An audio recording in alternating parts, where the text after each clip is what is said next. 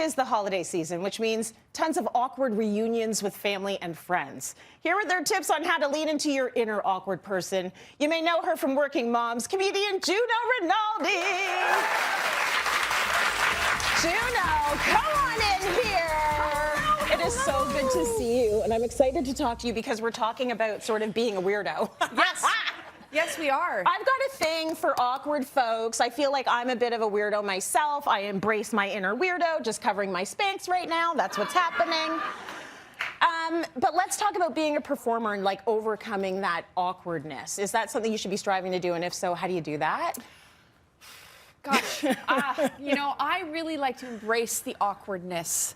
I feel like as a performer, it's kind of what makes you you. It's what makes you individual is your awkwardness or whatever it is that is who you are. It's something to be embraced. And, you know, I love the inner weirdo. I love that person on the street. We're just like, I'm feeling you. I'm feeling what you're going for, you know? Yeah, or even if you're not feeling it, it's like they're being real to who they are. So whether you want to take it or leave it, it's sort of like that's who they are. So would you ever say there's a way that we can become less awkward? I think, you know, it's one of those kinds of things where it's just sort of calling it like it is. So if you're in an awkward situation, part of me feels like you just say, oh, that's just, wow, how's that for awkward? That was me that did that. Yeah. Nobody liked that little comment I made, you know, but then it kind of levels us to a place of vulnerability and we all get to sort of laugh together. Right. And hopefully. Yeah, otherwise they leave the room and you feel really bad. But yeah, so it's something where we all get to be vulnerable together and then it gives space for the other person to feel like they can have a vulnerable moment or an awkward moment. Yes. I think awkward also is where comedy lies. For me at least, I just love that sort of delicate balance between vulnerable and awkward. And a lot of great shows have been made on that exact thing. Premise, absolutely. I love the idea of sort of leaning into it and getting sort of ahead of it instead of trying to make it go away completely. Yeah. Just because you look away and say it didn't happen doesn't mean it didn't happen. So you might as well discuss it. Giving people permission is huge. I gave you permission, everyone, to check your Spanx now. Yeah. That's what I did for you in that moment. So let's apply this for when we're out with friends and there's an awkward comment or a moment and something did not land. Yes. It landed like an anvil or like a piano on your head in a cartoon. Oh. What do you do? I think you acknowledge it. You acknowledge like, oh, I just got hit in the head with a piano. Or an anvil just dropped on the floor. Or I just, you know, I tripped over that curb. We all saw that, didn't we? We all acknowledge that moment. That happened. Oh, look, I have toilet paper on my shoe. I think acknowledging the funny things is the best way to go. Like I'm actually sitting in a new pair of shorts that I bought the other day. Yeah. And they're made out of sleeping bag material. They're very cute. I didn't know how they were going to be. And then I sat down and I was like, oh, well, it's a sleeping bag, so it's puffy. Yes. It's puffy in all the parts. You don't want it to be puffy.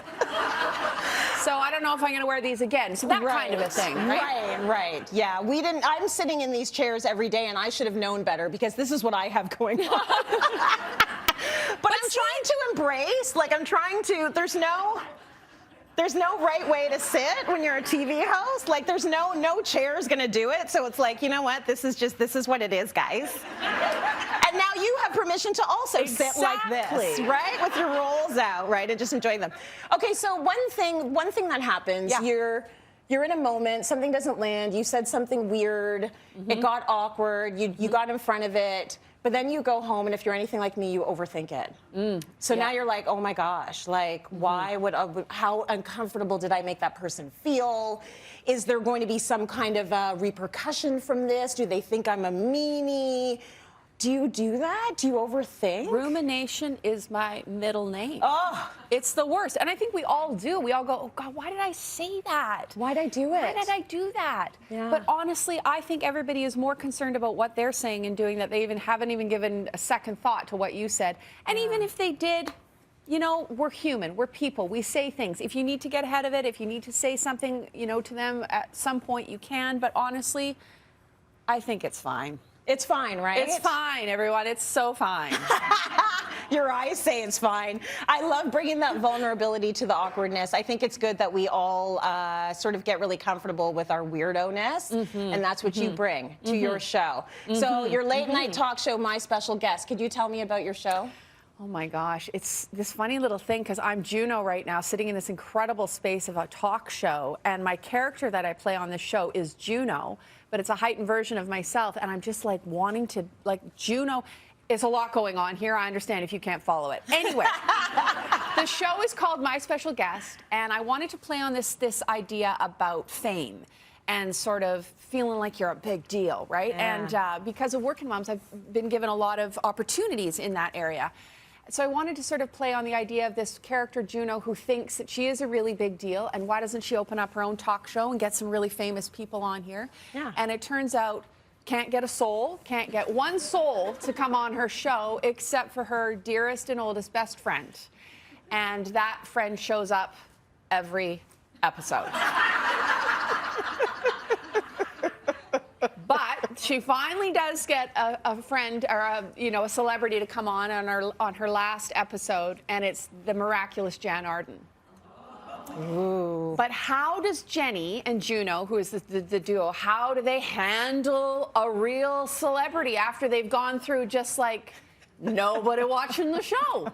Nobody cares, nobody watches. Anyway, so they finally get this guest on, and how do they handle it? And that was honestly the best episode to shoot. It was just like, Jan Arden is, incredible to work with. So it was very fun, and it's streaming on YouTube, and yeah, it was just delightful. I love that you've sort of taken this idea of folks who think that they're a big deal. Like, that's really good, because I do think there is something to people who are in broadcast or media or actors or performers. Oh, totally. You have to be slightly a little bit crazy to think that there's something you're saying that people want to sit out there and listen to at home in masses and droves, right? Yeah. So taking that and sort of flipping it on its head and being like, well, maybe I'm not such a big deal. Yeah. And then you finally land your guest. So is it scripted?